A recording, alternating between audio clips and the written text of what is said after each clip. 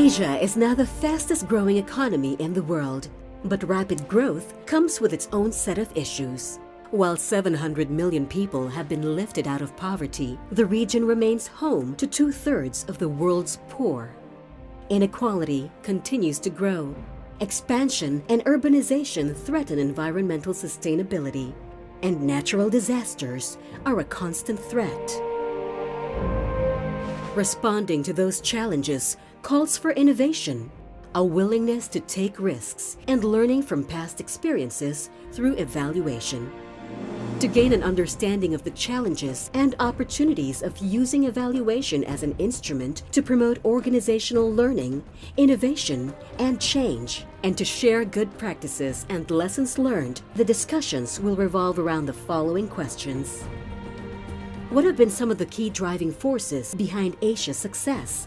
What has been the role of innovation, and how can learning and knowledge sharing be related to the results agenda, evaluation, and actually getting better results on the ground?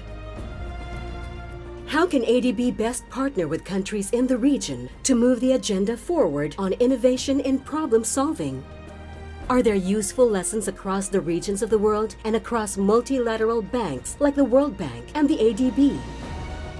How can evaluation contribute to establishing a learning culture, and how can this make a real difference to development effectiveness? What are the key characteristics of a learning organization? This session features enormous experience and thoughts on Asia, multilateral development banks, and the ADB.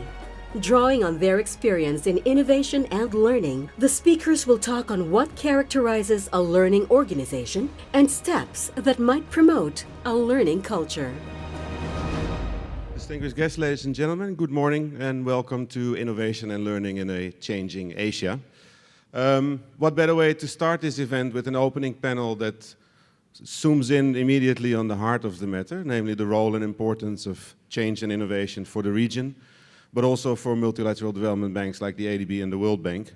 So with that, it is my honor to invite to the stage Ms. Alexia Latortue, Mr. Sanjay Pradhan, Mr. Taiko Nakao, and Mr. Vinod Thomas.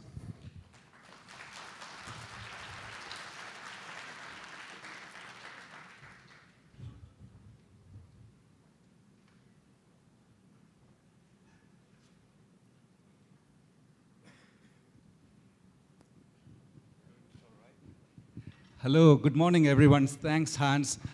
It's really wonderful to see all of you gather today. Some of you have come from long distances, so it is really a pleasure for me to just say a word of welcome to Manila, to ADB, to this conference.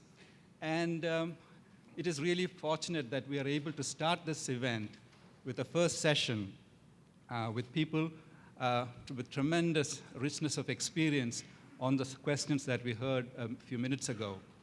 Let me just take literally a minute or two to introduce them, and then we'll dive right into the discussion of the first session. So we have with us Ms. Alexia Latortue. She's the Deputy Assistant Secretary for International Development Policy at the US Treasury. And let me just add one more among the many, many, many things that she has done, which is to be the Deputy CEO of the Consultative Group to Assist the Poor, the CGAP, prior to being at the Treasury. So welcome, Alexia. Thanks for traveling the distance to be with us. And then let me turn to Sanjay Pradhan, who is the Vice President for Leadership, Learning, and Innovation. I don't know if that title comes first or the title of the seminar comes first, but they really overlap almost one-to-one. So Sanjay previously was also the Vice President for the World Bank Institute, which most of you are familiar with as well. Welcome, Sanjay. Thanks for coming. And in many ways, our host, and one known to all, is Mr. Takahiko Nakao. Thank you very much, President, for joining this event. The President of the Asian Development Bank and the Chairperson of ADB's Board of Directors is Mr. Nakao. And again, let me just add one word of his previous work. He was the Vice Minister of Finance for International Affairs at the Ministry of Finance in Japan. Thank you, Mr. President, for joining. We have a fairly simple format, which allows for a considerable amount of time for participation by all of you. You all bring a great richness of experience on the issues of today as well, and so we hope this can be very interactive. But to start us off, I thought I would ask the President to say a few words, and followed by Sanjay, and then Alexia, and then we'll see if they want to agree or disagree a bit amongst themselves for a few minutes, and depending on that, we'll plunge into question and answers and discussions with all of you. So without any further ado, I invite the President.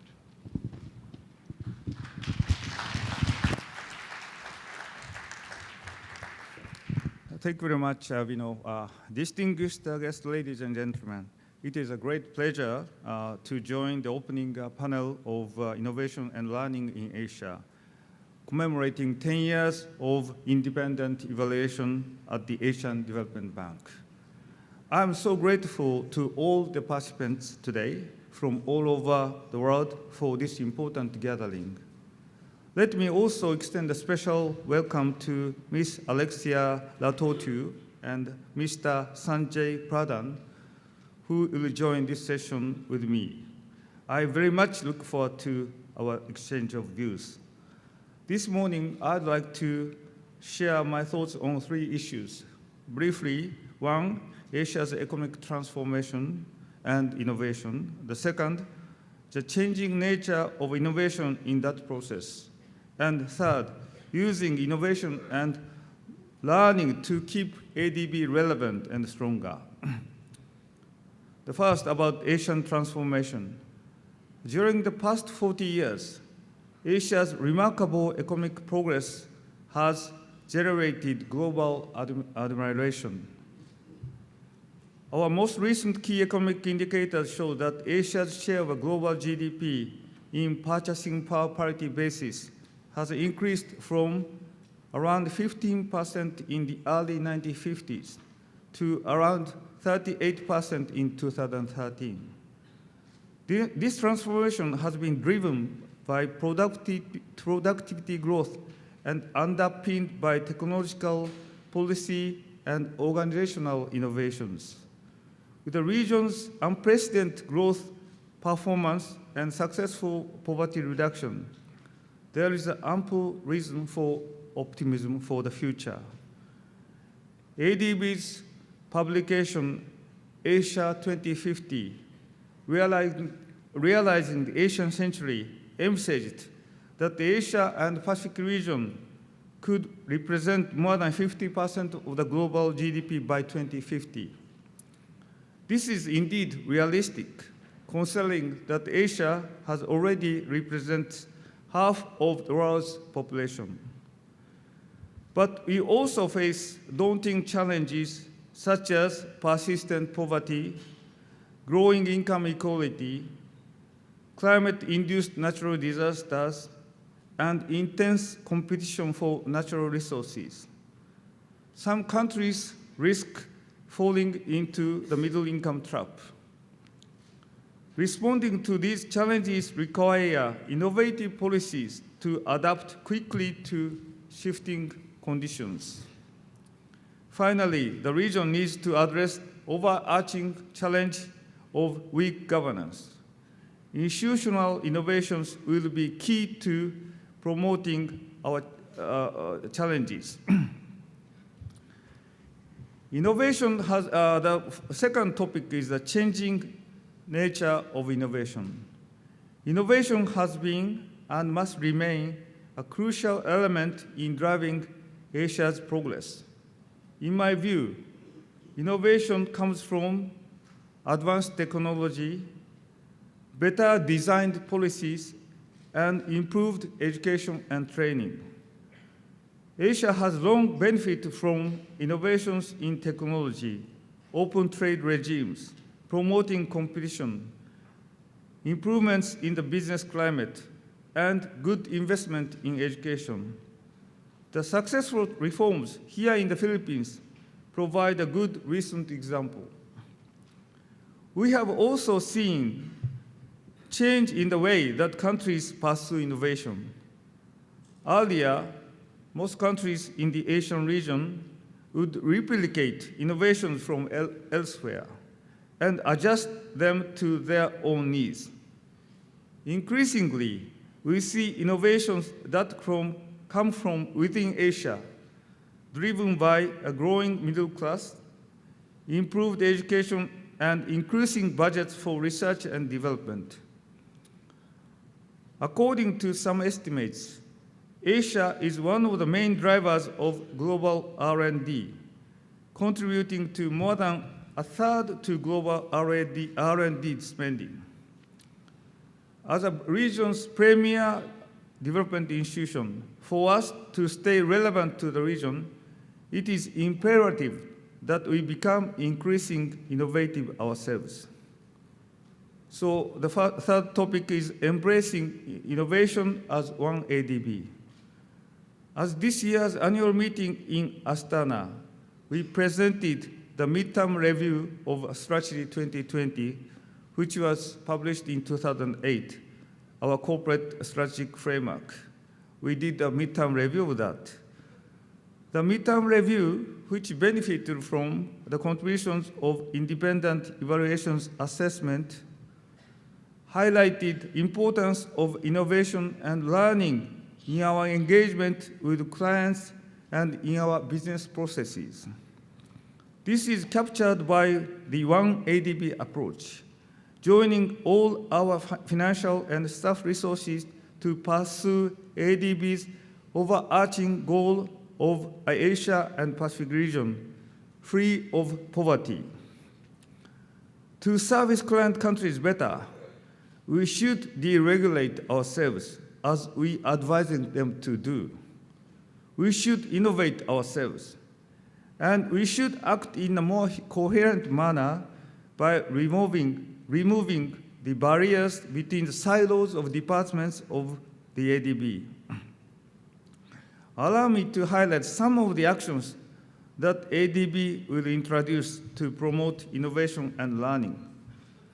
First, to ensure that we better capture tacit knowledge in the operational departments, we commit to strengthening the role of our 15 communities of practice, which are gathering of experts in the areas such as energy, transportation, health, and governance. Second, we agreed to introduce staff incentives for innovation and risk-taking. In relation to this, I think it is important that independent evaluation department finds ways to acknowledge innovative projects, even when they do not score high on the traditional evaluation indicators. We also introduced what we call an innovative marketplace, co-sponsored by development partners and the private sector. This will allow us to draw on lessons and apply those to our own approaches. Third, we approved the development of a bank-wide ICT knowledge-sharing platform that will allow for easy uploading and retrieval of knowledge products. Fourth, we are improving procedures to support better and timely project implementation. ADB's procurement system will be reformed and rationalized. Of course, fair and transparent procurement procedure is critical to our operations. But we can avoid undue burden on client agencies of countries, potential contractors, and our institution itself by adopting risk-based approach and delegating more authorities to our resident missions. We have already set a 10-point plan and started implementing it. Fifth, in the areas of knowledge work, ADB will introduce more flexible arrangements to promote partnerships with and between knowledge institutions in the region. Ladies and gentlemen, I'd like to close with the two announcements. First, I am happy to inform you that the dedicated public-private partnership office directly under my own office has been established. Its main purpose will be to provide technical assistance services to PPP transactions as part of the need to innovate in our financing models. Second, I am pleased to announce that we are moving forward with strengthening our resident missions. This will allow us to better tap into local knowledge and set up innovative knowledge partnerships in our client countries. With these initial thoughts, I wish you a successful conference and look forward to our exchange in this session. Thank you very much.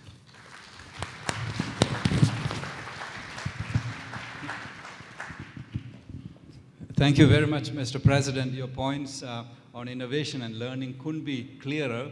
I need a minute to absorb them. I think people have really taken in intensely the comments we made, and we'll certainly come back to them during the discussion.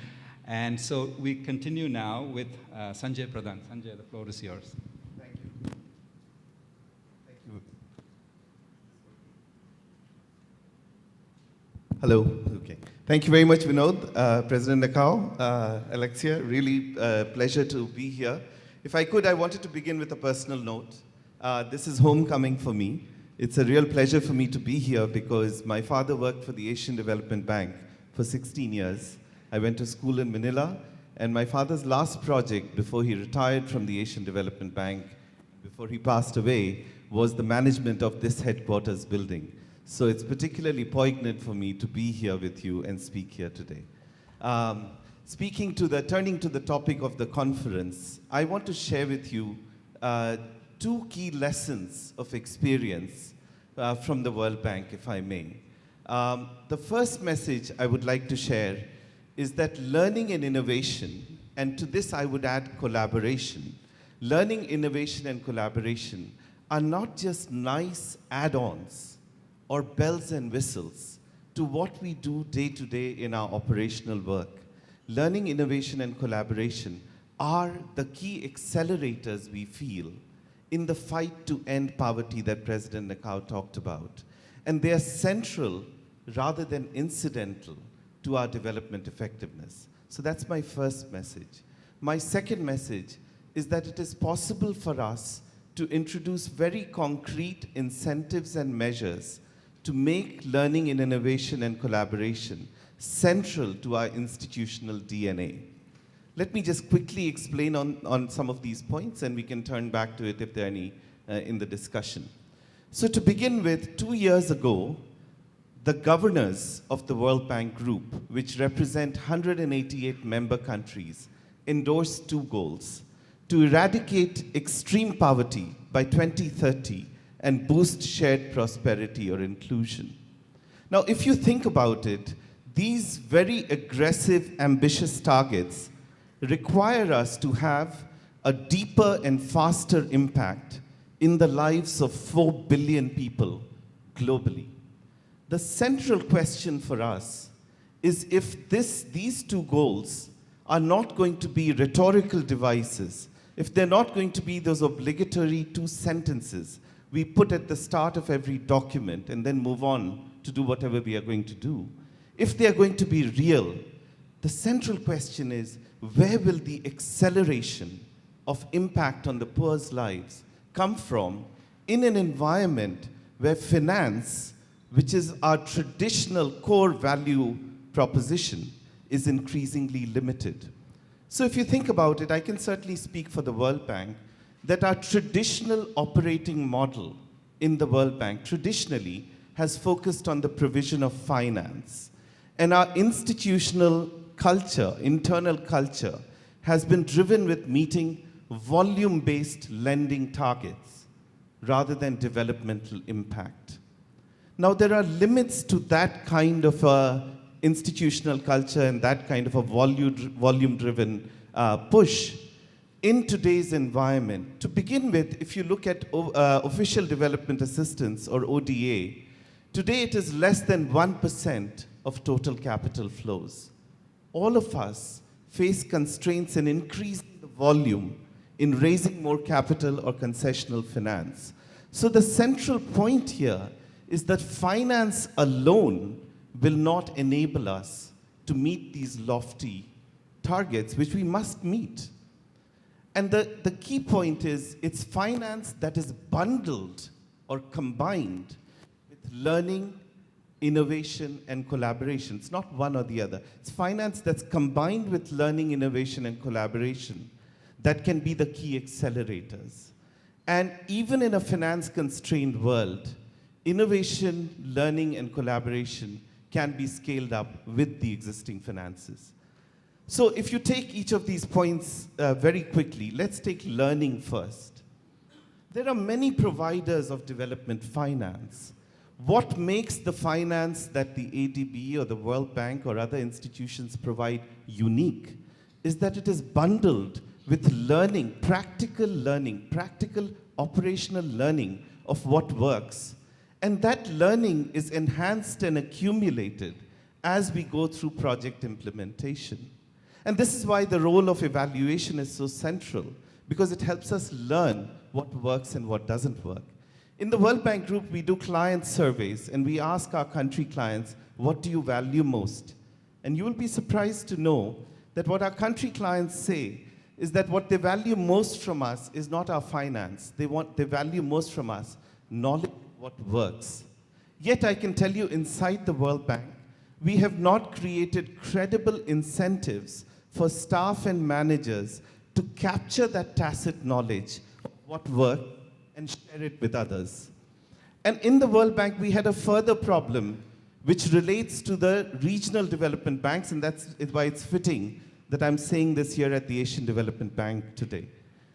And this was that the way our matrix evolved over a period of time internally, we had de facto become 6 regional banks, 6 dominant regions where there was very limited flow of knowledge and staff across regions. Only 0.8% of staff time was across regions. And yet our clients want to know what's working elsewhere across regions.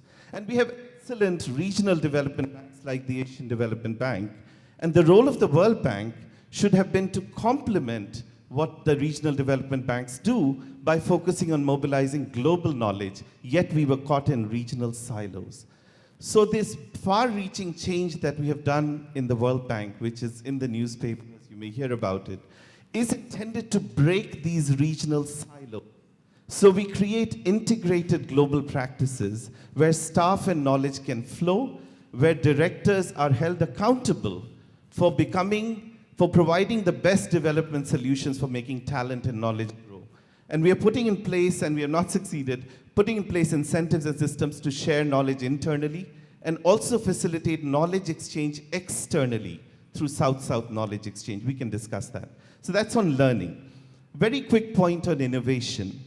If we are going to achieve these ambitious goals and the challenges that the poor face, when you look at the actual challenges country by country, they require innovative solutions that have not been tried and tested. And so we are experimenting with new platforms to crowdsource, very similar to what President Nakao just said, to crowdsource innovative solutions through competitions and challenges.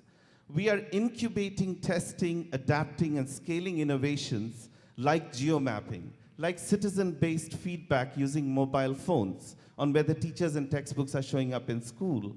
These are the transformational innovations that can have a transformational impact in the lives of the poor. But this also means that the role of evaluation will need to be more flexible and responsive in ensuring that it allows for this experimentation and adaptation. Last quick word is on the third accelerator, which is collaboration. And I do think this is really important. If you look at the most important challenges facing the poor in our countries, these biggest challenges, and we are focusing a lot on the most important challenges in a country. In Pakistan, for instance, it could be gender, it could be power, it could be corruption in procurement, really being selective. If you focus on the most important challenges, they require collaborative action by government, private sector, civil society. It's not a single sector approach, single stakeholder approach. Yet as development institutions, certainly my own, we were working in silos. The IBRD, IDA lends to the government, IFC, MIGA lends to the private sector, and so on. So inherent in our change process has been the notion of a one World Bank group, similar to what the President talked about, which leverages the combined impact of IDA and IBRD that supports government, IFC and MIGA that supports the private sector, and a new instrument we have called GPSA that provides funding for civil society organizations to amplify the voices of the poor. And we are also instituting a lot of measures, which we can talk about later if there's interest, on how do you make sure there's a culture of collaboration across silos that President Akau talked about, away from fiefdoms and silos that we're used to working in. So let me close by just saying that I really feel that going forward, we need to put in very concrete measures, systems, and incentives to make learning, innovation, and collaboration central to our institutional DNA. This is not a nicety, it is a necessity. Thank you.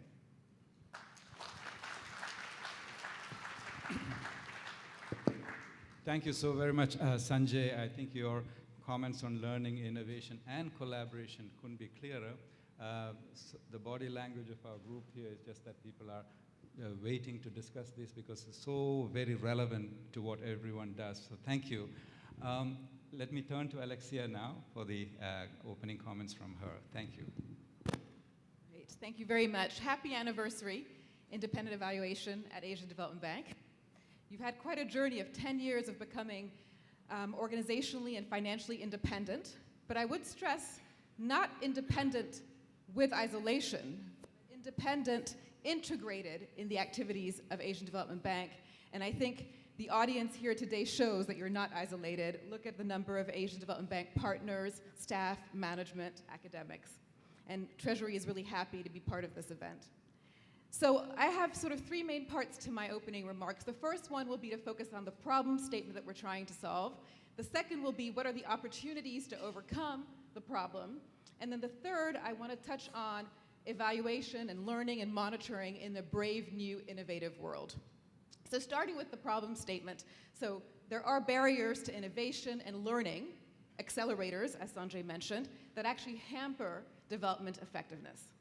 Now, President Akau noted there's been great progress in this region. Asia's share of GDP increasing from 15% in the 1950s to up to 38% in 2013. And yet, stubborn, persistent problems remain. Inequality, climate change challenges, governance, weak governance. And so we need innovation to tackle these stubborn problems. And as President Akau said, if Asian Development Bank is going to help spark innovation in the region, Asian Development Bank itself has to become more innovative. And I would add to that, that if Asian Development Bank is to be innovative in what it does, the way it evaluates itself also has to become more innovative. And so the challenge I think that we're facing is the fact that bureaucracies, unfortunately, have inherent obstacles to true innovation and learning because their ecosystem, including unfortunately sometimes the shareholders, are resistant to change and innovation.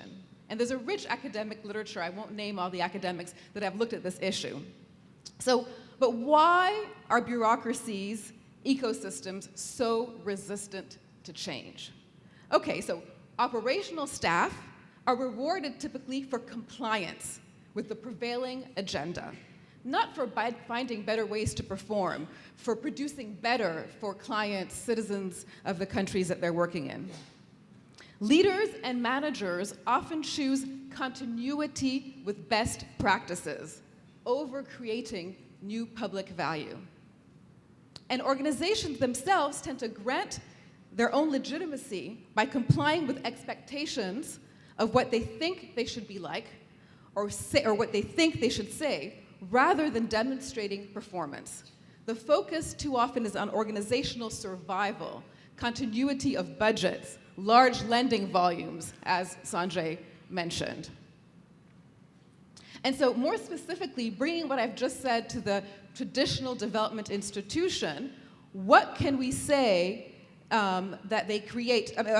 We can say that they create interventions that too often, number one, aim to reproduce external solutions based on best practice through predetermined linear processes that inform tight monitoring and compliance with the plan and are driven top-down by edict. So you may be asking yourselves, does Asian Development Bank fit the traditional development institution mold? Well, I mean, I think the Independent Evaluation Department Inclusion, Resilience, and Change report on the midterm of Strategy 2020 points that, not surprisingly, ADB does share some of the features of the traditional development institution. We've heard, for example, about the silos. We've heard about the challenges to teamwork, organizational culture that discourages risk-taking and learning.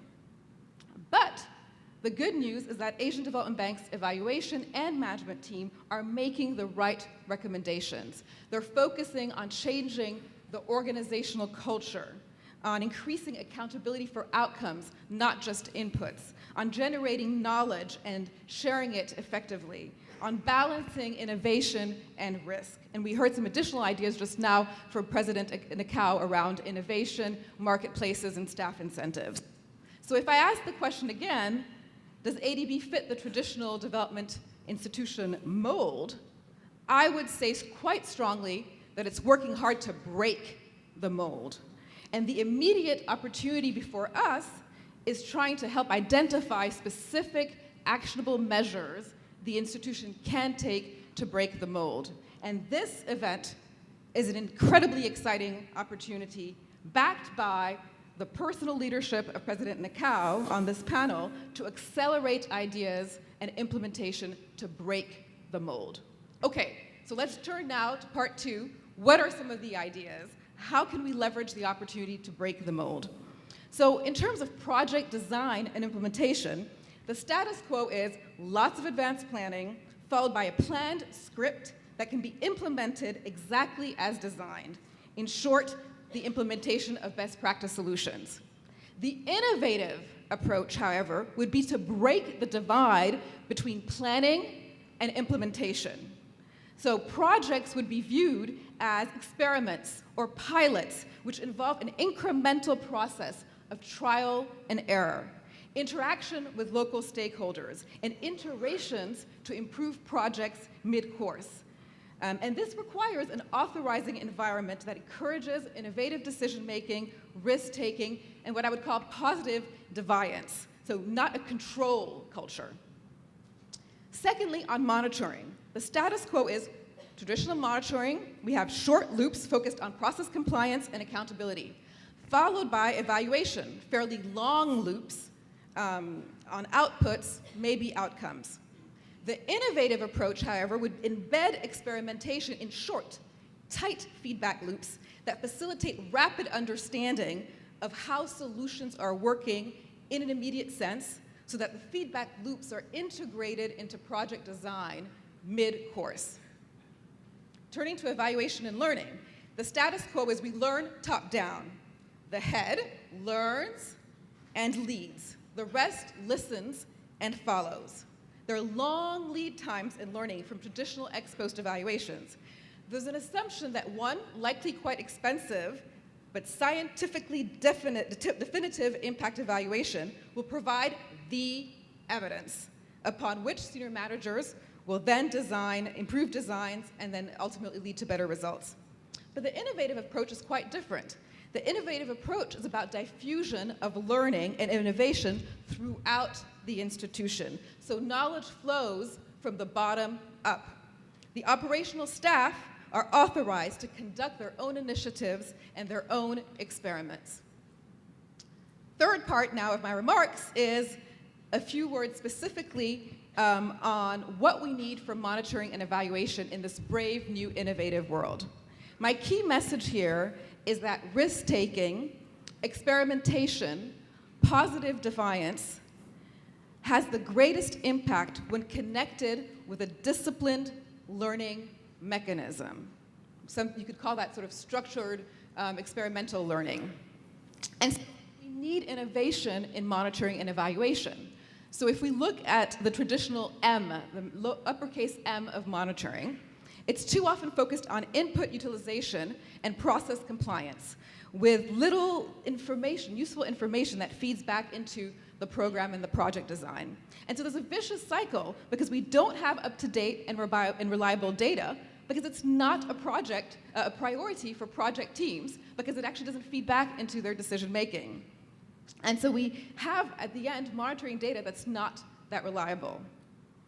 As to the capital E of monitoring and evaluation, there's a bit of a focus on this crude before and after and the search for the counterfactual. And so we see this fascination now with randomized controlled trials. What I think we need to introduce to the uppercase M and the uppercase E is the small lowercase e, which would be experimental learning. And the goal would be to bring the informal process of experimental learning from project implementation explicitly into the overall strategy of development institutions, drawing intermediate learning that can be fed back into design during the course of the project cycle. And I think that this approach would help relieve the tension that we see sometimes between agencies wanting, needing, having to innovate and shareholders' need for rigorous evidence of effectiveness, which and therefore creating some space for failure, which is so important. And so in this brave new innovative world, we would apply perhaps capital M, lowercase e, capital E in this way. Capital M for perfectly routine projects. We just need good monitoring. Capital M, lowercase e for innovative projects, for pilots. Capital M, capital E for mature projects, where we already know that the design is going to solve certain kinds of certain kinds of problems, and we're sort of scaling these projects. And then we need capital M, lowercase e, and uppercase e, all three, for complex projects that have many components. So we don't need to have the same approach for all kinds of projects. I will now end with a word on the role of the evaluator. So, do we want the evaluator that's the strict assessor of performance, what's ineffective, what's effective, and that cuts what's ineffective? Or do we need the evaluator that's going to help us as development workers be more effective? The reality is we probably need both, because we need accountability and we need learning. But evaluators are only truly powerful when they really get the balance of both right. And ADB, in that sense, you're lucky. Thank you. Wow. Thank you very much, Alexia. This is incredible food for thought. I hope we can digest in time to come into a discussion quickly. If there was a graduate course in evaluation, I think this is a must reading, what all three of you have said taken together. I'm also very impressed by the me that you would like, which would be extremely valuable for Mr. Nakao, Sanjay Pradhan, and leadership on the operational side. Complex projects, small and E and the big E, to really help and in good time provide the evidence. So the evaluators in this group are taking note. This group here is a wide range of people who bring a lot of experience, some from the field, some from policy making, some from analysis, some from leadership. So it's a wonderful audience, participants, let me say, today. So we are ready to engage with the panel and keeping the format very flexible.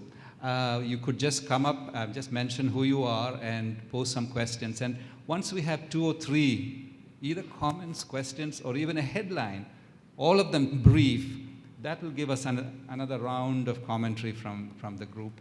And so shall we proceed that way? Is that everyone comfortable with that? So looking forward to this. Anyone would like to start off, including the panel, if you need either a clarification or a point of agreement or disagreement right off the bat, that's welcome too. Did any of you want to come in first? Okay. No? Yeah.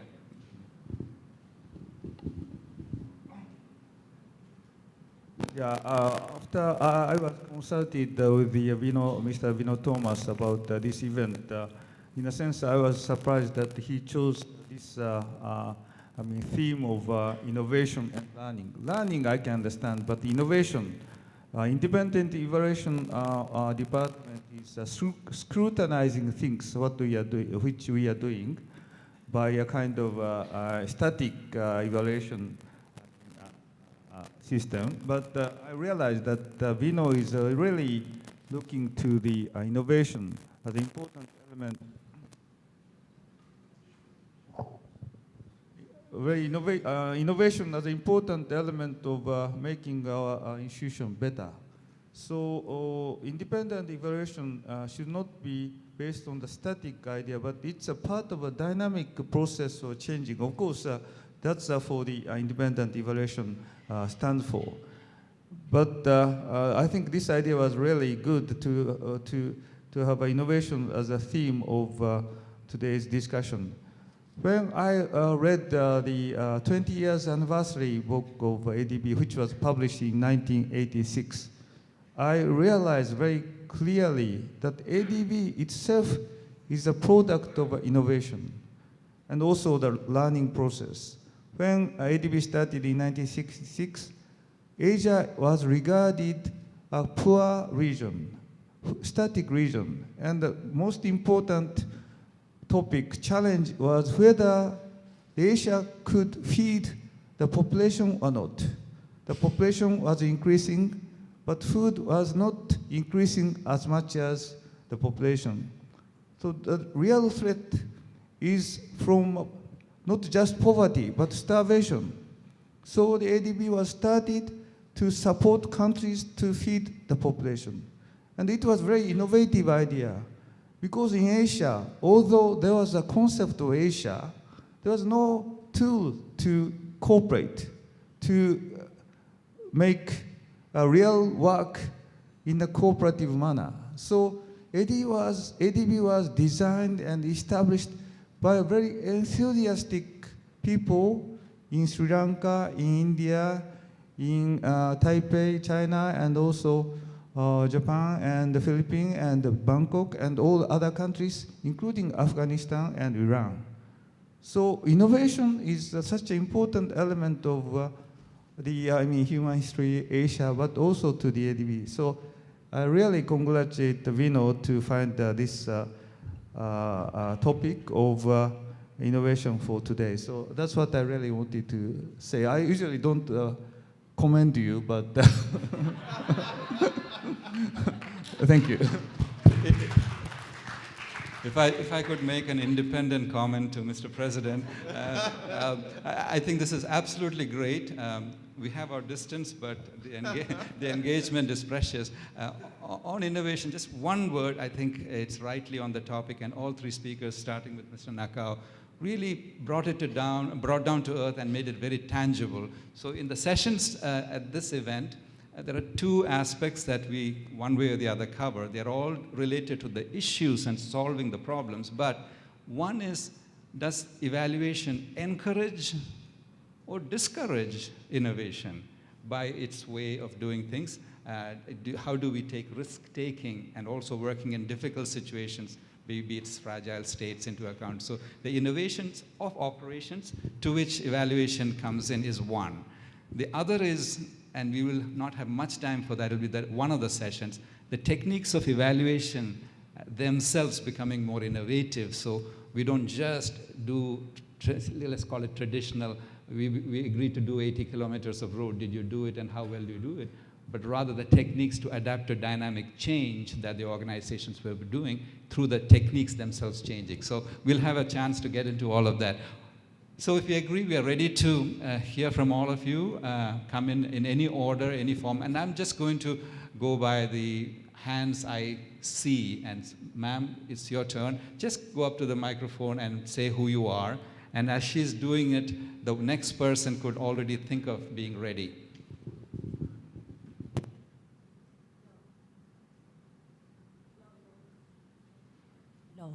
Hello, I'm Imelda Nicolas from the Commission on Filipinos Overseas of the Office of the President of the Philippines.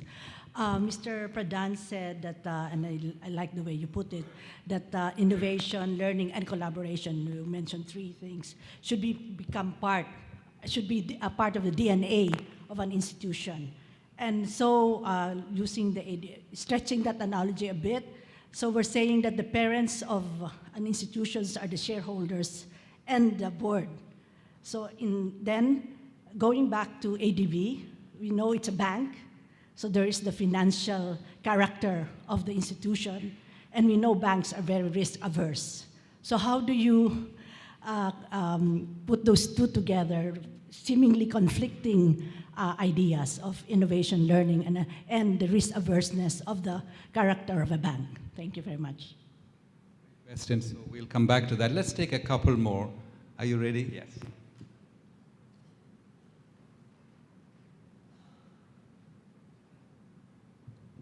Hello. Yeah. I'm Isa Villarino from DevEx. I actually have a question for each of our panelists. To Mr. Pradhan, you mentioned about breaking the silos. So can you give the concrete actions that the World Bank is taking to actually break the silos for knowledge sharing? To Mr. Nakao, could you also give concrete actions on how you incentivize risk-taking here at the ADB? And to Ms.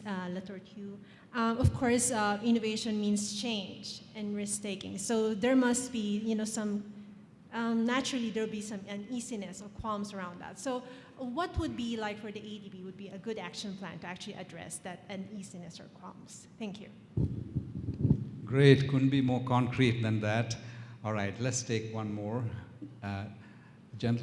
Okay, yourself and then, yeah. I'm Robert Strück. I'm here to represent the United Nations Evaluations Group. And I would like to know the view of the panel, how you see the role of evaluation in the post-2015 agenda. Thank you. Sorry, in the process of? In the post-2015 development. Yeah. Thank you. One more. Good morning. My name is Nader Yama. I'm from Afghanistan. I really like the presentation from all the panelists because what was presented both in terms of the broader picture enablers by Mr. Sanjay and Alexia, more technical issues, is what we are facing in Afghanistan, particularly way forward of what we learned in the last 12 years of flood of resources, running, and trying to not take the stairs, but try to have always manage things through shortcuts.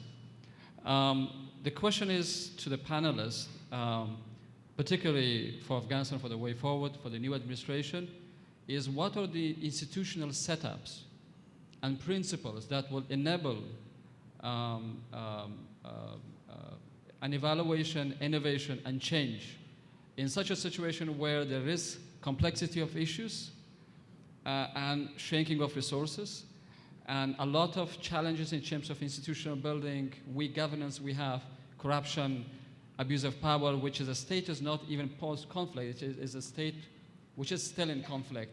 But you have to move on with all those reform state building in a conflict situation. Thank you. Thank you very much. Since you have been so succinct, we could take one more before we come back to the panel, if there is one ready. If not, yes, please. I'm an applied researcher on the practice of sustainability. Can we consider to rephrase the word of evaluation to assurance? When we are evaluating the new era, could we re-term it as assurance?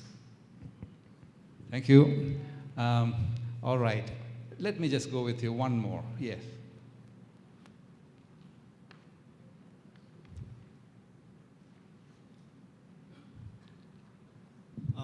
Hello, nice to meet you all. Thank you for the lovely presentations from the panelists.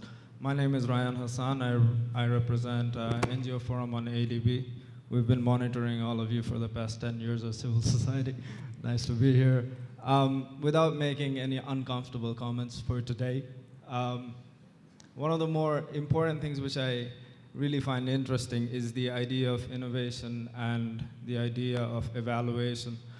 They're conflicting terms, but what worries us as civil society is the realities on the ground. every large-scale development agenda has a local reality when you build a road, etc. Innovation would be when people actually listen to the people who they are building for. So I would urge you to take that with a sense of precaution. Really be careful to what the communities really want in their terms of pathway towards development. If the bank would listen to that, that would be innovation. Concept of innovation, thanks. A good precaution to be reminded of. So we'll hear in reverse order this time. We all think alike on this, Alexia. So I'd said I wanted to go last. Now it's payback for being allowed to go last in the prepared comments. No, but really great set of questions. I'll touch on a few of them. I think the action from DevEx, the action plan to deal with uneasiness with change. I can't say I can share a perfect action plan right now, but what I would say is I think when staff hear from their leadership, take more risks, innovate, it's okay, I think words are not sufficient. They need to have a firm sense that management will have their back if something goes wrong, and then management needs to have a real sense that shareholders will have their back if something goes wrong. Now, the source of why things go wrong matters, right? So if it's pure laziness and, sorry to say, incompetence, that's a different story. If it's trying something new because we actually, in our role as development workers, are trying to find new solutions, because by definition, if we had the solutions, this world would be a better place already, then we can allow for failure. And I think on Wednesday, I believe, Vinoy, this week, there's the awards ceremony for the best project completion reports. And when I saw that, I asked Vinoy, were they all saying that the projects were great? He said, no, one of the projects actually, the result was really bad. The project was not good, but they're getting an award because they analyzed what happened well, and they were frank and honest. So that's just a tiny example of a concrete action the institution can take to really allow people to innovate, to be honest, to be frank, and even to fail responsibly. Maybe quickly turning to the question from the gentleman from Afghanistan. So, I mean, I think your question, I think we could spend the rest of the day on your question. You know, in the context of evaluation, we often have discussions around in tougher situations, in fragile states, in conflict-affected states, do we need to have different standards? How do we think about the indicators? What do we think about measurement? And I think, you know, my sense is that the actual, you know, indicators, the outcomes that we're trying to achieve are the same.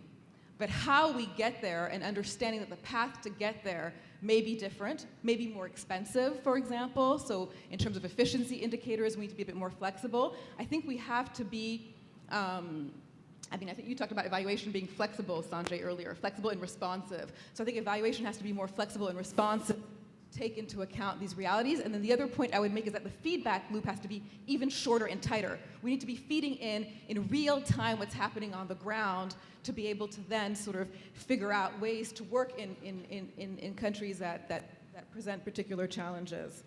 NGO Forum, all I would say is I agree. I think when we think about innovation, we think about the new breakthrough technology that only Steve Jobs could have thought about. No, innovation can come in very, very small ways, including in process ways, including in consultations that are done.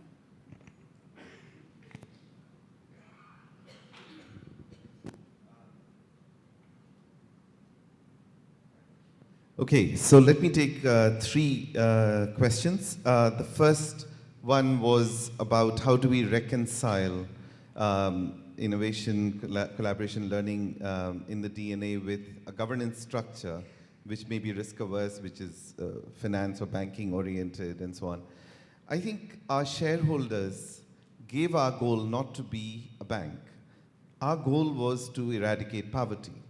And that is an inherently risky business, right? So whatever the mindset of individual shareholders or the institutions or the ministries they represent, the reality is collectively our governance structure, our shareholders, asked us to try to eradicate poverty.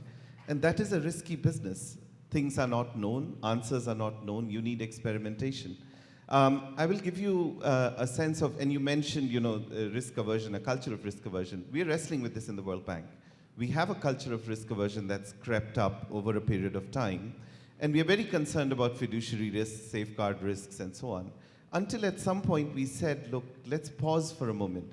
The biggest risk is not the fiduciary risk, it's not the safeguard risk, it's the risk of not achieving development results. We forget that, that's the main risk. The others are instrumental to getting there. And the concrete way to manage this, nevertheless, this risk, is to develop, what we are doing is we're trying to develop an innovation portfolio. A portfolio of innovations that have tried and tested things, but that have more transformational, innovative things, that have early stage innovations, proven innovations, and so on. And you develop a risk appetite, risk return appetite for scaling innovations. This requires having, and I really like the points that Alexia made, I think it requires developing an appetite for failure. We are doing failure fairs in the World Bank. President Jim Kim actually convened a major town hall where we actually featured projects that failed, not with a sense of punitive action, but with a sense of learning from failure. Google always talks about fail fast, learn fast. And I think that's what we really need to do. And evaluation will need to change. I think Alexia's comments were very interesting on this culture of adaptation, feedback loops, learning. And we are finding that for a lot of these complex problems, you indeed need the kind of approach that Alexia was talking about, which is you're testing, you're trying, how do you tackle climate change? How do you tackle corruption and procurement? You really don't know, there's no textbook. So you start, you experiment, you do mid-course correction. We're doing a lot with beneficiary feedback, using mobile phones, finding out from citizens. This is the little e, intermediate inputs bringing in. But it actually means that evaluation, which tends to look at the long term in a very mature sense in the way Alexia was talking about, will need to adapt. I'll give you one example. Some time back, the World Bank had a project on expanding cell phone uses in Africa. Of course, this was several years ago. And of course, in the middle of the project, it was decided that the private sector is doing such a good job that this project should be abandoned and cancelled. Our evaluation department dated that cancellation of that project, rated the project unsatisfactory, even though it was actually a very satisfactory outcome. This kind of mid-course correction, I think, for risk, we will need to incorporate that. The second question I would like to take up was the specific point that you asked about what are we doing to break silos. And President Nakao also mentioned, this is really fundamental. At the most ostensible level, as I mentioned, we had become 6 regional banks or 6 regional silos that were not sharing knowledge and talent. And our clients wanted to know globally what's working, not what is working regionally or locally. So in the change process in the World Bank, we broke these silos and created integrated global practices where the regional staff who were earlier balkanized in regional silos got amalgamated in one integrated global practice in each sector, in each thematic area, with one director who's now accountable for moving staff and for growing and flowing the talent and the knowledge. So that's an ostensible breaking of the silos. But here's the interesting twist. When you break one silo, you will come up with another silo. So now we have the problem that if you don't work on it, the global practices that we have created could become the new silos. So the underlying question is, how do you create a culture of collaboration where, irrespective of what is, you have to break silos at some point to change the mindset. But then you need to be vigilant to introduce a new culture of collaboration. And what we are experimenting with is a 3-part agenda to break these kinds of silos and create a culture of collaboration. The first step is leadership role modeling. People will not collaborate unless they see their leaders collaborate.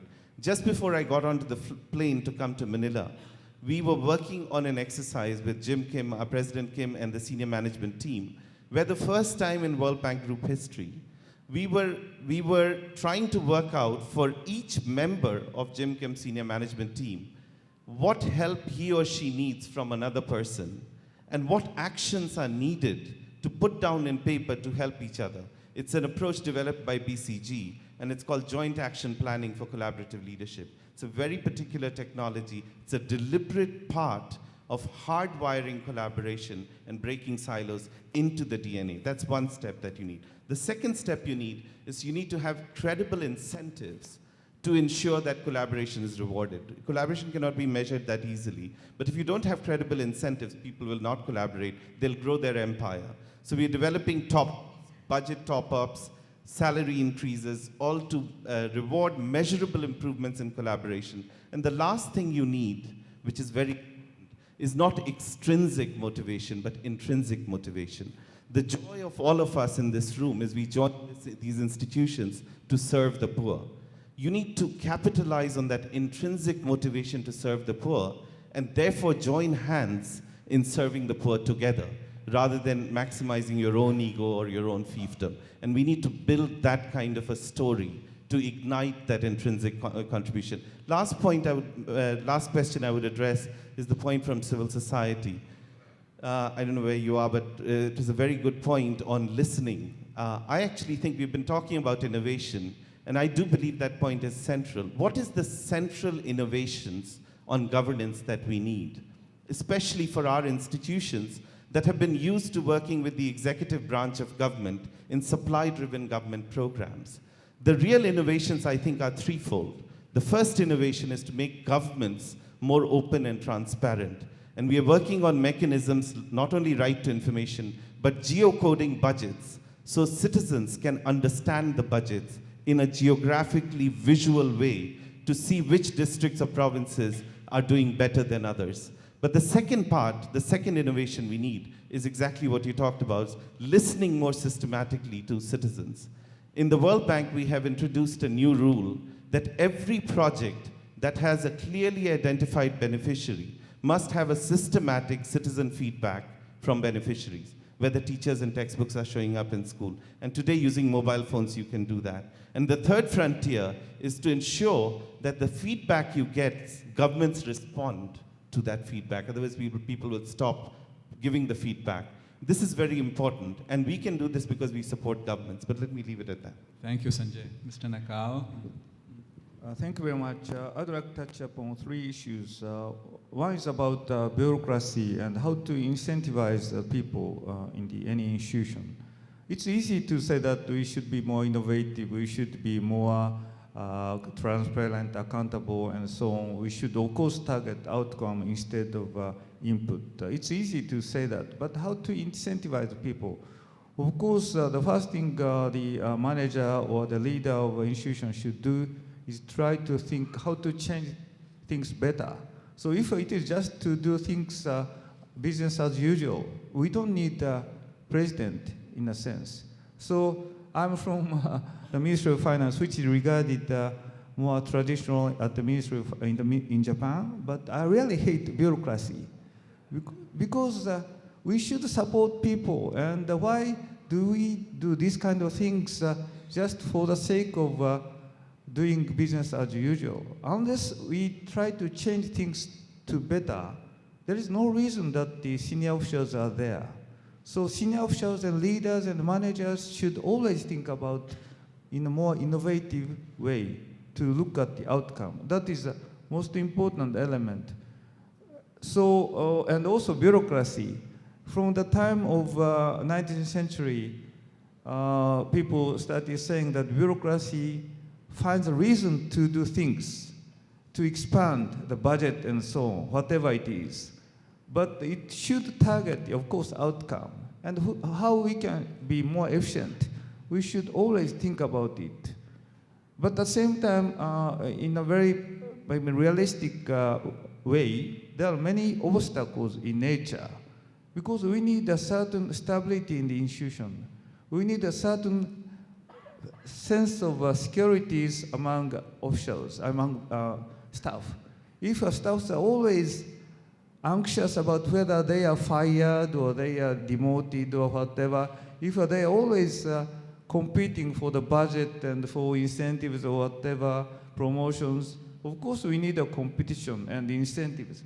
But at the same time, without a certain feeling of securities, certain feeling of servicing the countries and also the institutions, feeling of mission with a certain securities, people cannot devote all their energy to real work. accountability and incentives and the budget, getting more budget and so on, becomes the objective itself. And how we are evaluated. Of course, it's important.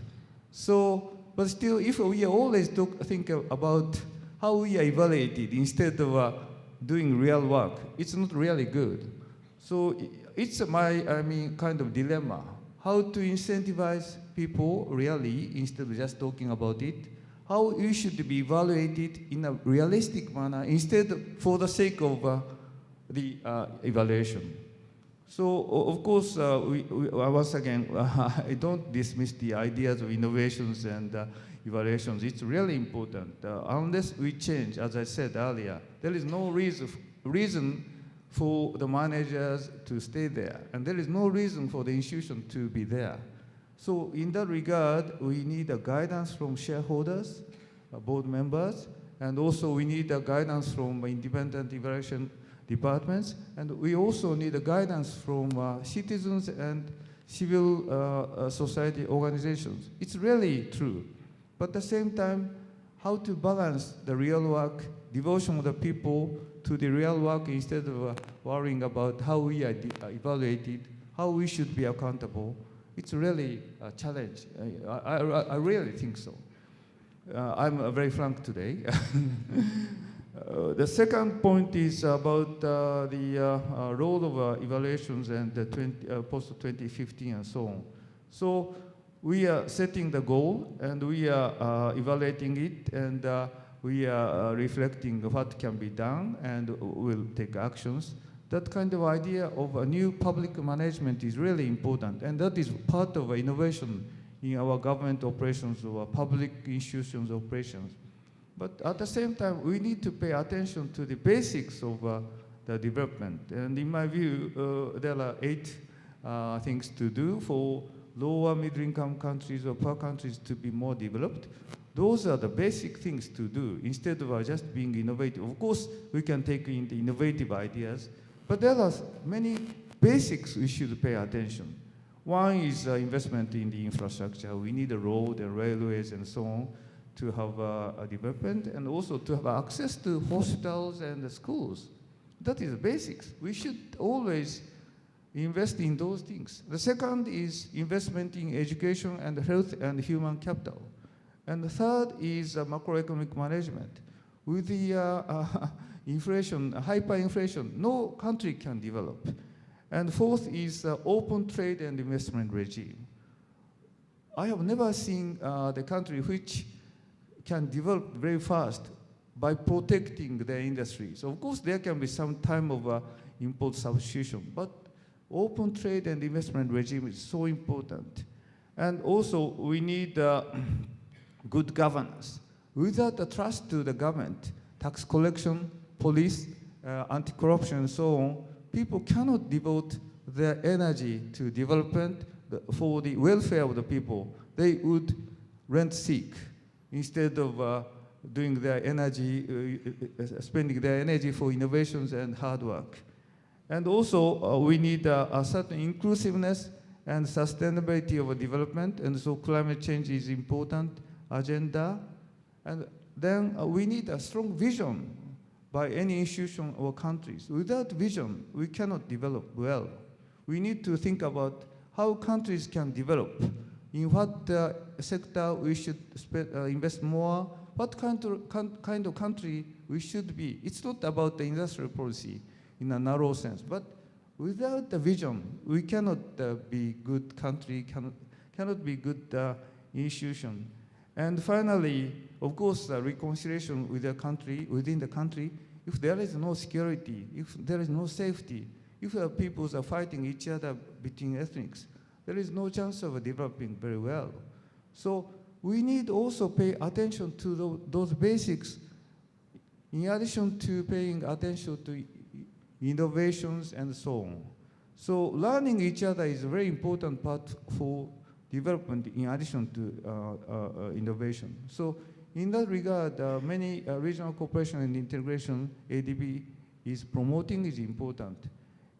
ASEAN Economic Community, for instance, including ASEAN countries, including Philippines, it's important not just to lower the tariff and harmonize standards, but it is important to learn each other.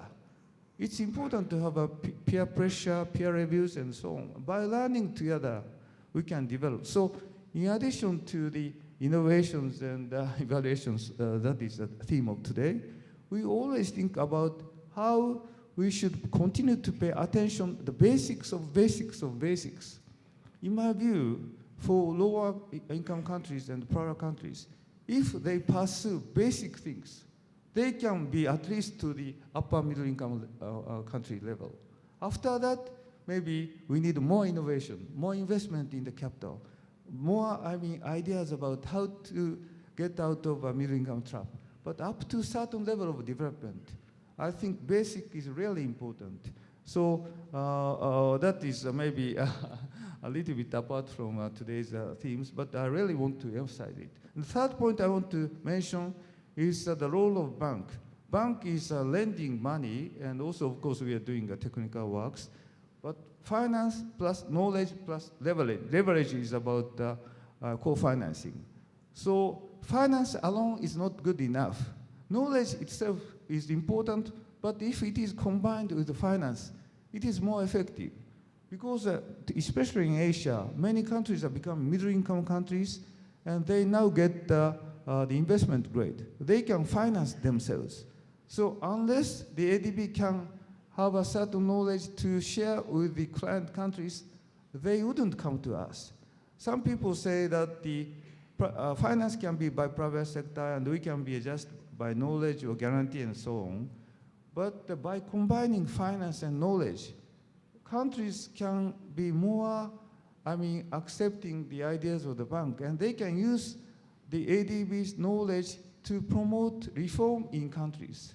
Countries like some developed, middle-income countries have a knowledge and finance, but they still want to share the views with the ADB to promote ideas in the domestic institutions. It's better to have a partner like ADB. In a sense, they know already what they should do, but by talking with us, they are more reinforced, they are more sure, and they can, convince people even easier. So in that regard, I think for a bank like us, it's really important to combine the finance and knowledge. Thank you very much, Mr. Nakao. We have gone through one round. Just to take a note and park, there was a comment from a colleague from Afghanistan on institutional building. I take it in the countries to do innovation, evaluation, and so on, and I think it's a great question to come back to either in this session or continue that. Independence of such an organization in countries is a hotly debated as well as hotly followed up issue in many countries. So this is very, very, very important, how one can develop independent assessments in a country. There was a question also from a colleague from Sustainable Development about the term assurance to take the place of evaluation. So I was just thinking if you abbreviated IED in this case with IAD, a lot of people will be upset in the accounting and auditing world, but I think there are some things to mull over. Just a footnote on what Sanjay said on cancellation. I think it's something to think about. When you cancel a group of loans, if they happen to be at the lower end of performance, the average will go up, right? The average performance will go up. So does one take full credit for that? Well, you cancel the bottom 90%. The performance on average will be the 10% best. So the question may be, are you canceling loans that are not producing anything and nothing in place to offset that? Or are you canceling because you're doing it better in a different way, and then you give credit for that? And is evaluation able to make these judgments? It's a great question. I think qualitatively we are making those judgments as well as we can oftentimes. Quantitatively, I'm not sure how rigorously I can explain to you the criteria under which A, cancellation is great, B, cancellation is not for development effectiveness. We have, how is your stamina? We have 10 minutes more for some more comments. And this round, even briefer than before, which you were brilliant in giving brief comments. I'll take that comment first. And I just noticed that all the questions so far have been from the center block, nothing from left-wingers and right-wingers. Thank you very much for this opportunity. My name is Stephanie Freed, and I'm with the Ulu Foundation. And I come here today as someone who's spent 4 years living in remote villages in Indonesia with no running water, electricity, or plumbing, being dependent on rivers for water sources and bathing, etc. I'm also, the Ulu Foundation has been engaged with monitoring and working on safeguards. Well, I've been engaged in this since probably 1995, looking at World Bank, ADB, and other bilateral safeguards. So I come to you with this. First, a thank you to President Nakai for reminding us all, Nakao, for reminding us all about not forgetting the basics in the midst of innovation, and for underscoring good governance, including the role of the police and armed forces in our region, which sometimes play an important role. I agree with the other speakers about the crucial importance of feedback loops. One thing that sets off a bit of alarm, though, and perhaps you could clarify, the speakers could clarify this, the definition of risk. When we're talking about failing fast and learning fast, who is bearing that risk? If the risk is a bad project completion report, or maybe we didn't, meet the pressure to lend, that's one thing. But if the risk is of 10,000 people being resettled and having no housing, no land, and of being deeply impoverished, or of having a tremendous irreversible environmental impact, that's a very frightening thing. And so when we're talking about overcoming the risk aversion feeling, we want to make sure that we're not inadvertently rushing to harm communities. One of the paradigmatic projects that stood out in this way was the World Bank's Chad-Cameroon pipeline, which was launched amidst great fanfare with a $7 billion supporting project as a high-risk transformational project. But it led to tremendous impoverishment and increased civil conflict. So we just want to make sure, what is the definition of risk, who's bearing it, and how can we be innovative without forgetting the basics of the safeguards to ensure that folks that are impacted by development lending do have the full right of consultation. The ADB is really a global leader in providing. The ADB standards are some of the highest, including higher than the World Bank in terms of consultation and gender and financial intermediaries. Thank you. Very much for that very important reminder. Oftentimes, risk is taken as something in one dimension, whereas it really needs to be considered as risk in taking the additional steps to protect the people and the environment.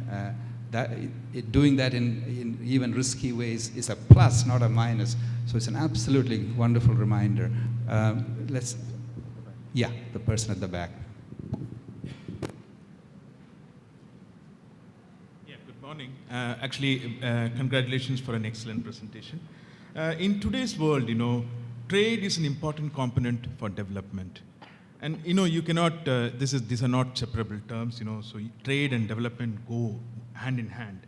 So when you talk of trade, liberalized trade accounts for the major chunk of but when you're talking of liberalized trade, you're only addressing tariffs.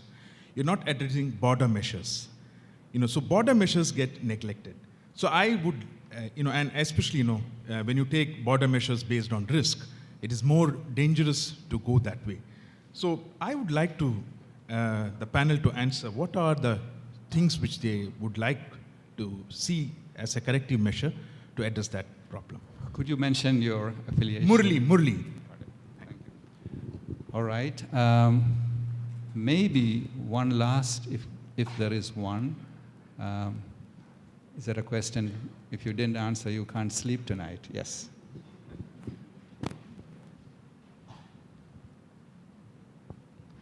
Thank you very much. My name is Ahmed Abu Bakri, now from Islamic Development Bank.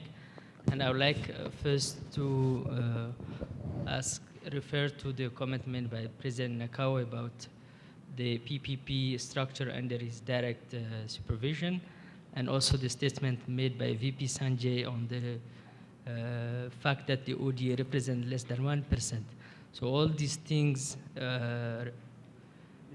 give a great importance to private sector in achieving development. And talking about innovation and learning, how would you see the private sector stakeholder addressing those issues in achieving the development agenda?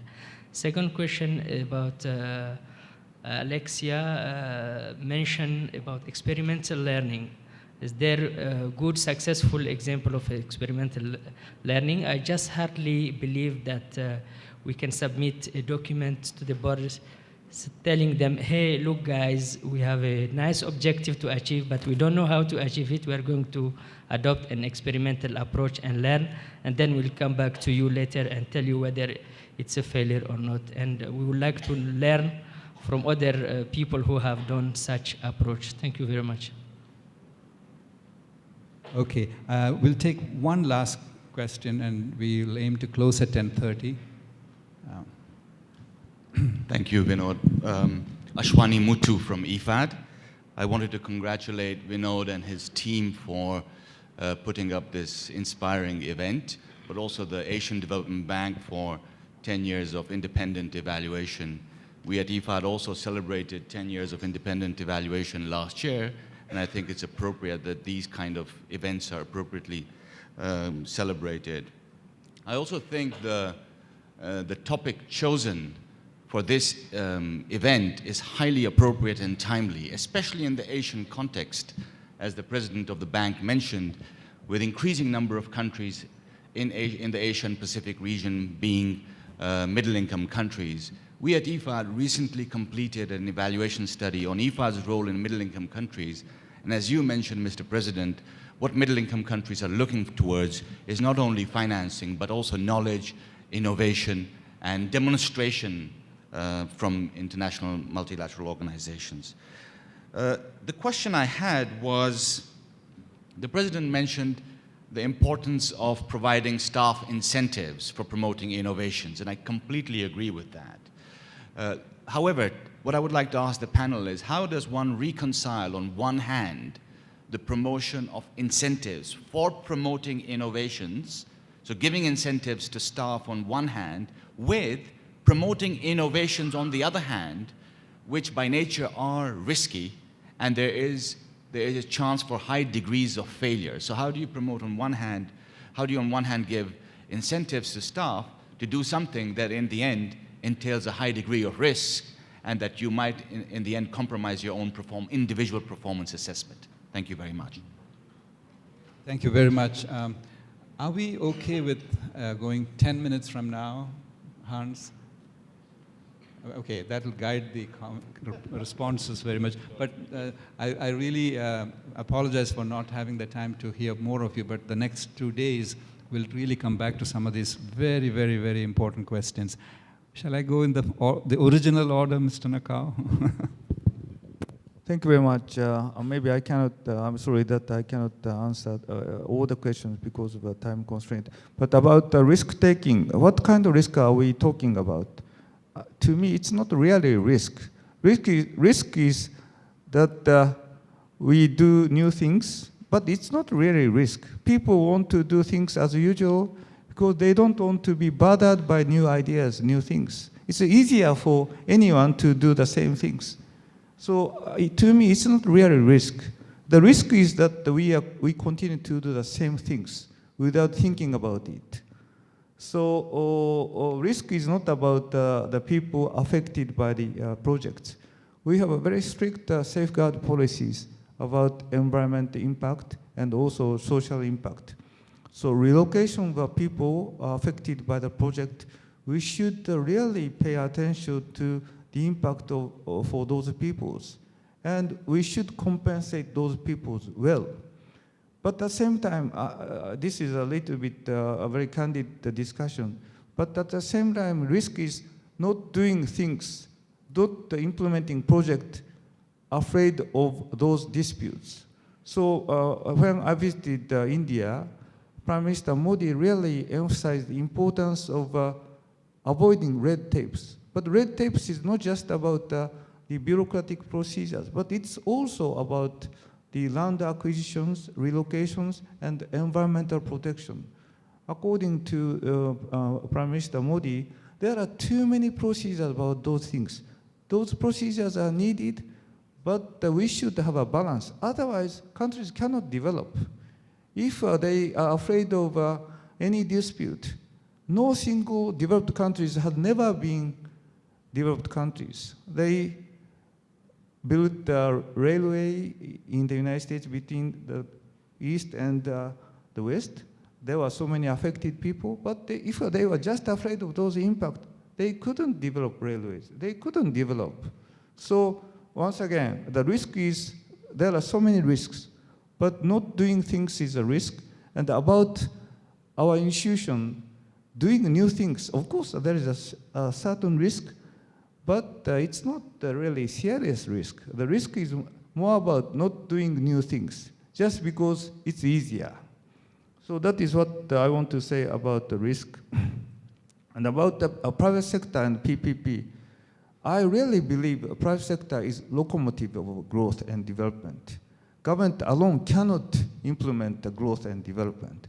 But government has a very important role of setting the vision and also build the infrastructure and to do a lot of public goods kind of things. Education is maybe more about externality, but the road and ports and the health and everything is the public goods in the microeconomic theory. And that is the role of the government. And the government should also set the legal structure, the governance, the court system, judicial system, tax collection.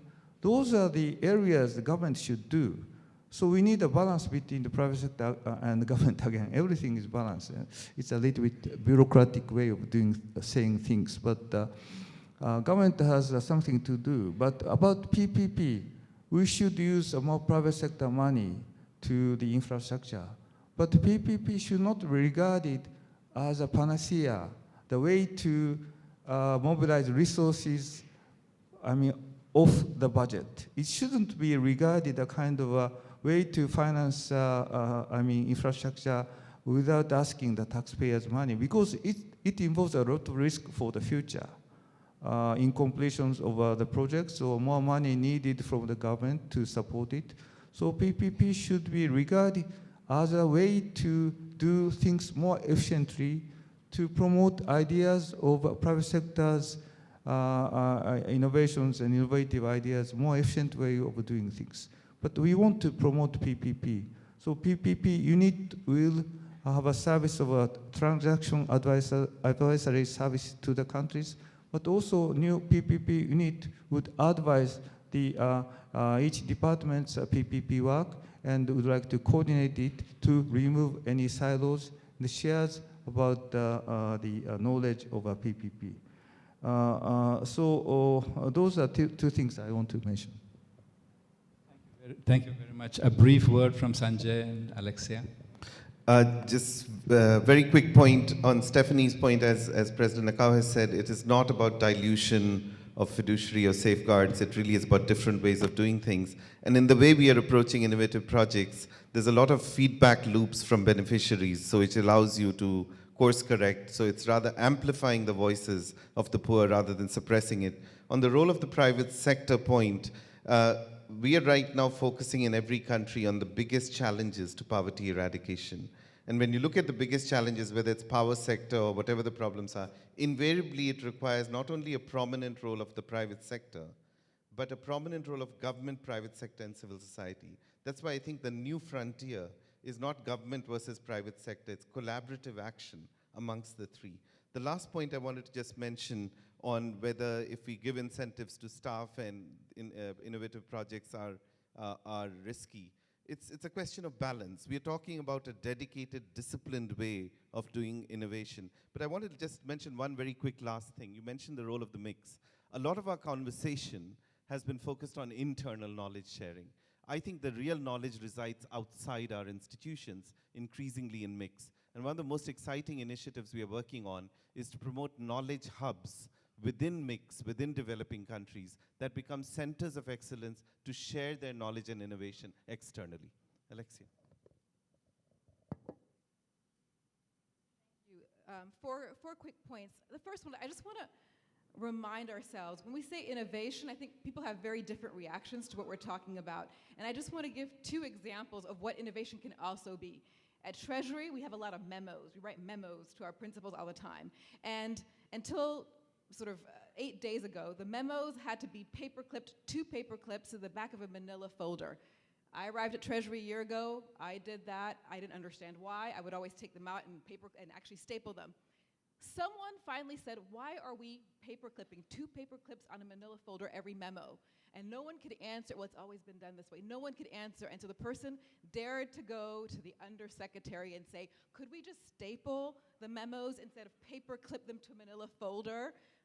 Well, I don't know. Why? Well, okay. Major innovation. Simplifies our lives. So I think we need to also, I think this tendency to equate innovation with high risk, dangerous, we have to breathe. Okay, number one. Number two, I don't know if there are any Hindi speakers here, and I may massacre this word, but jugad. Okay, so a few Hindi speakers. So it's apparently a colloquial Hindi word that's about really sort of finding an innovative fix, a clever solution to a tricky problem. That's also innovation, and that's something that people every day that we're trying to work with do to make life better. The story of the Haitian market woman who actually finds her way on a plane to China to buy the barrettes that school children wear to go to school. She's a merchant, poor woman, but makes her way to China to do that. They start to charge for luggage, so she starts to wear everything that she's buying to resell in Haiti instead of checking in baggage. That's jugad, that's innovation. Okay, now, risk. You know, Stephanie, I think you asked a really great question. I think President Nakao also answered it well. I think paralysis is risk. Fear is a risk. Now, fear of failure is a huge risk to development. Repeating the same failures over and over again is a real risk to development. We've got to get the balance right. Design thinking, the question about how do you do these quick feedback loops? What's a real example? So look up human-centered design. There's a really great example in the private sector of design thinking, how you actually break the distance between someone sitting in their office trying to innovate in terms of a new product or a new service and the consumer, to actually go next to the consumer, to live with the consumer, to observe their daily life, to understand how you can actually, what are their needs that they might not be able to express if you said, what is your need? But by observing the consumer, by living with the consumer, you start to understand, and then you design around that consumer need, human-centered design. There's a lot written about it. It's one example of how to really reduce the space between those of us who are trying to work on behalf of people and what those people's needs are, and how to iterate quickly around service delivery innovation. Thank you. Very much, Alexia. I think we started just a few minutes late, so we ended a few minutes late. We are reaching the closure. If I had to just also underscore one point that all the 3 panelists mentioned on a critical question of innovation and risk, what do we mean? We really will get into this in the rest of the events, but if it is understood on the one side, let's have massive number of projects that promote growth at the expense of social and environmental outcomes. That makes no sense, right? I mean, because that's the end game, to have better social and environmental outcomes is the whole objective, the poverty reduction objective. So it really needs to be, how do we put together things so that you get better social and environmental outcomes and reduction in poverty, not worse. So can I just unambiguously state that on behalf of all of us? That is the understanding, at least the broad framework of innovation and risk to achieve that. And then all the examples from the very specific practical things in our office space to big policy directions that the leaders and the communities chart. And on the communities, one more thing, on evaluation, there is even a suggestion. Why not go to the communities to use as the basis source of the evaluative evidence more directly? Great idea. I mean, this is an agenda for the future. So at least complement that approach with everything else we do. So tribute to the questions and the commentaries. A very, very special thanks to the star-studded panel who just did wonderfully. This is a graduate course in development.